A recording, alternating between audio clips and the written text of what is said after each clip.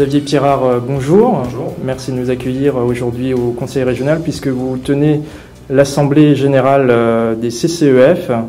Peut-être vous pouvez nous présenter brièvement l'activité des CCEF. Alors les CCEF, les conseillers du commerce extérieur de la France, sont nommés par le Premier ministre pour 3 ans, qui ont 3 missions. Conseiller les pouvoirs publics sur la politique internationale et de l'export, participer au parrainage des PME internationales et participer à la formation des jeunes à l'international. Quels sont les secteurs vraiment moteurs aujourd'hui en Lorraine pour l'export ?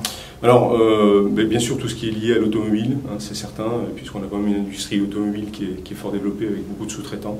Tout ce qui est machines spéciales également, destinées à l'industrie. L'agroalimentaire, hein, qui est quand même important en Lorraine.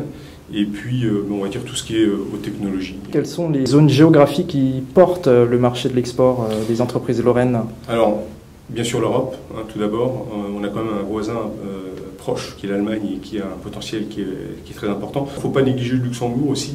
Et puis des pays comme le Maghreb qui sont bien sûr éventuellement culturellement plus faciles à aborder. On ne peut pas négliger des pays qu'on pourrait penser inabordables comme l'Australie ou l'Océanie, qui sont des pays lointains, c'est vrai, mais sur lesquels la concurrence n'est pas forcément aussi forte qu'en Europe et sur lesquels la France a quand même une bonne image. Dernière question, quel conseil on pourrait donner à des entrepreneurs lorrains aujourd'hui qui voudraient se lancer dans l'export ?